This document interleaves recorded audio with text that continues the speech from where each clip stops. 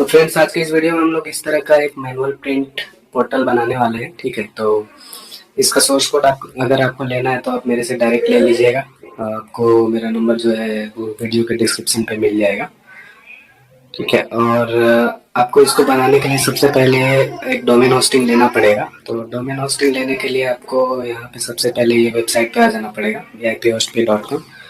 आप चाहो तो वीडियो पॉज करके आप लिंक देख लो। ठीक है, यहाँ पे जो है आपको कोई भी प्लान सेलेक्ट कर लीजिए जैसा आपका बजट है, और आपका जो भी डोमेन है वो डोमेन यहाँ पे आप डाल के जो है वो होस्टिंग ले लीजिए। इसी तरह से आपको डोमेन भी ले लेना है, या डोमेन होस्टिंग आपको दोनों मिल जाता है। 1 ईयर का अगर आप लेंगे तो 1 ईयर का प्लान पे आपको फ्री में डोमेन मिलेगा। उसके बाद आपको फ्रेंड्स, जब मैंने ऑलरेडी लेके रखा है ये डोमेन होस्टिंग, ठीक है, ये देखिए मेरा ऑलरेडी selfprint.in करके है, एक डोमेन लिया हुआ है और एक होस्टिंग भी लिया हुआ है। होस्टिंग आप लेंगे तो ये cPanel आपको मिल जाएगा। ठीक है, तो अभी मैं फिलहाल क्या करने वाला हूँ, एक सब डोमेन बनाने वाला हूँ यहाँ पे, क्योंकि मेरा मेन डोमेन पे ऑलरेडी कुछ मैंने दूसरा वेबसाइट लाइव करके रखा है। मैं चाहता हूँ एक सब डोमेन बना लूँ, तो चलिए मैं सब डोमेन एक बना लेता हूँ, manual.selfprint.in करके। अब इसी डोमेन पे हम लोग क्या करेंगे कि अभी जो पोर्टल मैंने आपको दिखाया वो पोर्टल दिखाऊंगा आप लोगों को। ठीक है, तो यहाँ पे ये मैं आ गया। ये देखिए अभी यहाँ पे कोई फाइल भी नहीं है। सो हिडन फाइल कीजिएगा तो ये 2 फाइल आपको दिखेगा, उसको सेलेक्ट ऑल करके डिलीट कर देना है। ठीक है, डिलीट करने के बाद आपको क्या करना है फ्रेंड्स, आपको आ जाना है। ये जब आप सोर्स कोड लेंगे ना, अगर आपको ये कोड मिलेगा, इस कोड में जो है वो एक SQL फाइल होगा और एक zip फाइल होगा। तो जब मेरे से आप सोर्स कोड लेंगे तो ये दोनों चीज आपको हम दे देंगे। ठीक है, ये दोनों चीज आपको मिल जाएगा, यही दोनों से पूरा वेबसाइट अभी बनने वाला है। सो SQL को हम लोग PHP में एडमिन पे डालेंगे डेटाबेस में, और zip फाइल जो है उसको एडिट करेंगे विजुअल स्टूडियो से, और एडिट करने के बाद उसको वापस से अनजिप में कन्वर्ट करके उसको हम लोग अपलोड करेंगे फाइल मैनेजर में। तो यही प्रोसेस रहेगा और हमारा वेबसाइट जो है लाइव हो जाएगा आसानी से। तो उसके लिए सबसे पहले इसको एक्सट्रैक्ट कर लेते हैं और हम लोग cPanel पे आ जाएंगे। इसलिए cPanel पे ताकि हम लोग एक डेटाबेस बना लेंगे, उसी डेटाबेस पे हम लोग SQL बनाएंगे। तो जब तक अनजिप हो रहा है तब तक हम लोग मैनेज माई डेटाबेस पे आ जाना है आपको, और यहाँ पे एक डेटाबेस बना लेना है। डेटाबेस का नाम लास्ट में आपको जो रखना है रख लीजिए, बस याद रखिएगा। उसके बाद गो बैक पे क्लिक करें, लास्ट का जो था वो पेस्ट करेंगे। हम लोग यहाँ पे डेटाबेस में आईडी पासवर्ड तीनों सेम रखने वाले हैं और यूजर नेम, ताकि जो है वो रिप्लेस करने में कोड पे दिक्कत ना हो। तो क्रिएट यूजर पे क्लिक करेंगे, ये डेटाबेस बन गया। अब इस डेटाबेस को जो है आपको प्रिविलेज दे देना है। उसके लिए आपको गो बैक पे क्लिक करना है और ऐड पे क्लिक करके ऑल प्रिविलेज में क्लिक करके सेव चेंजेस पे मेक चेंजेस पे क्लिक कर देना है। तो ये डेटाबेस हमारा तैयार हो गया। इसी डेटाबेस को हम लोग सोर्स कोड में लगाएंगे और हमारा जो डोमेन है उसको हम लोग सोर्स कोड में लगाएंगे। तो अभी PHP में एडमिन ओपन कर लेते हैं, यहीं पे अपलोड होगा ये SQL। और SQL अगर बड़ा होगा तो हम लोग अलग तरीके से अपलोड करेंगे। ठीक है, क्योंकि 50 MB से ज्यादा का अगर SQL होगा तो cPanel पे अपलोड नहीं होगा। तो उसके लिए हम लोग इम्पोर्ट फाइल का यूज करके और अपलोड करेंगे SQL को। तो ये अनजिप हो गया है। अभी हम लोग विजुअल स्टूडियो ओपन कर लिए। तो एक काम करते हैं, जो हमने अनजिप किया है उस फाइल का नाम चेंज कर देते हैं, उस फोल्डर का नाम कुछ भी रख देते हैं अलग। ठीक है, अलग रखने के बाद सेव कर लेते हैं।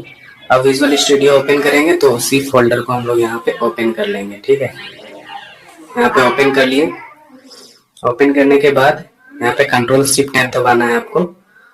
कंट्रोल शिफ्ट टैब अगर आप दबाएंगे तो यहाँ पे आपको ये जो भी आपका इसमें डोमेन पहले से लिंक है उस डोमेन को आपको सर्च कर लेना है। ये डोमेन पहले से लिंक था इसमें selfprint.in, और अभी जो मुझे इसको लाइव करना है वो डोमेन सब डोमेन पे करना है।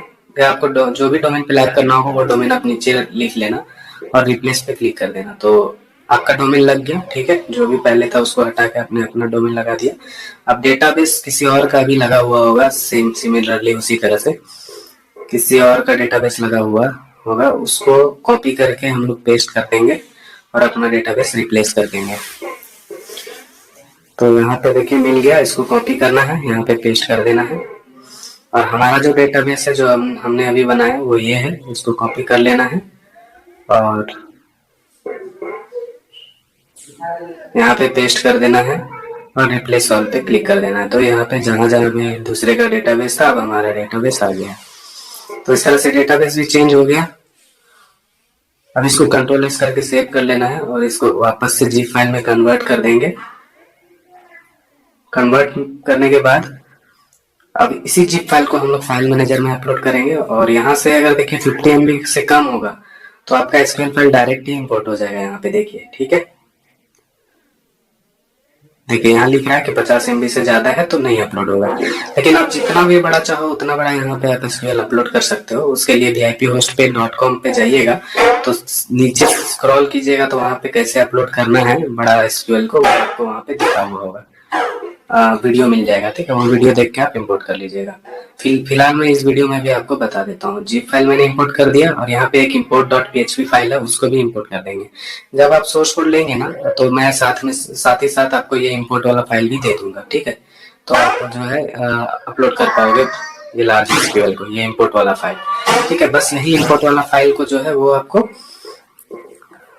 यूज करके जितना भी बड़ा एसक्यूएल फाइल हो वो अपलोड कर सकते हैं। तो एक काम करना है हमको कि एसक्यूएल फाइल जो हमने जीप अभी बनाया उसको और इंपोर्ट फाइल, ये तीनों फाइल को अपने पब्लिक एचटीएमएल पे अपलोड कर देना है। ठीक है, तो अगर ये पूरी तरह से जो पोर्टल है वो मैनुअल प्रिंट पोर्टल है, इसमें एपीआई भी आप लगा सकते हैं। ठीक है, तो अगर इसका सोर्स कोड चाहिए तो मेरा नंबर आपको मिल जाएगा वीडियो के डिस्क्रिप्शन पे, वहां से आप जाके कांटेक्ट कर लीजिए, मैं आपको सोर्स कोड दे दूंगा। ठीक है, डोमेन होस्टिंग कहाँ से लेना है वो मैंने आपको ऑलरेडी बता दिया। ठीक है, अगर डोमेन होस्टिंग लेने में भी कोई दिक्कत आ रहा है तो वहाँ भी हम लोग गाइड कर देंगे। तो यहाँ पे देखिए जो हमारा जो एसक्यूएल हमने अपलोड किया वो एसक्यूएल का नाम यहाँ पे इंपोर्ट फाइल में अब क्या करना है, ओपन करके जो हमारा एसक्यूएल था उसका नाम को मैंने उधर पेस्ट किया। ठीक है, और हमारा जो डेटाबेस है उसको भी पेस्ट करूंगा। यहाँ पे देखिए अभी किसी और का डेटाबेस है, तीनों जगह पे सेम हमारा जो डेटाबेस है वो और हमारा जो एसक्यूएल अपलोड किए थे उसका नाम हम लोग पेस्ट कर दिए। बस इतना ही करना है।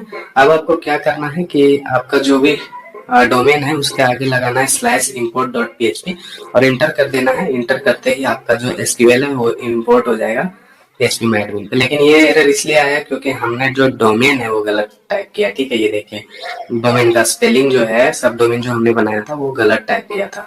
तो वापस से हम लोग चलिए सही जो डोमेन है वो टाइप करते हैं। देखिए हो गया इंपोर्ट, 100% इंपोर्ट कंप्लीटेड हो गया। अब हम लोग देखिए आके देखते हैं यहाँ पे PHP में एडमिन पे इंपोर्ट हुआ है कि नहीं। तो ये देखिए सारा टेबल आ गया, इंपोर्ट हो चुका है। तो इस तरह से आप जितना चाहो उतना बड़ा फाइल जो है इंपोर्ट कर सकते हैं। अब जो फाइल है इसका import.php और SQL फाइल जो यहाँ पे है उसका कोई जरूरत नहीं है, उसको डिलीट कर देंगे हम। ठीक है, जीप फाइल को डिलीट नहीं करना है, बाकी डिलीट कर देना है। तो डिलीट कर दिए। अब यहाँ पे जीप फाइल ओनली रह गया, इसको आपको एक्सट्रैक्ट करना है।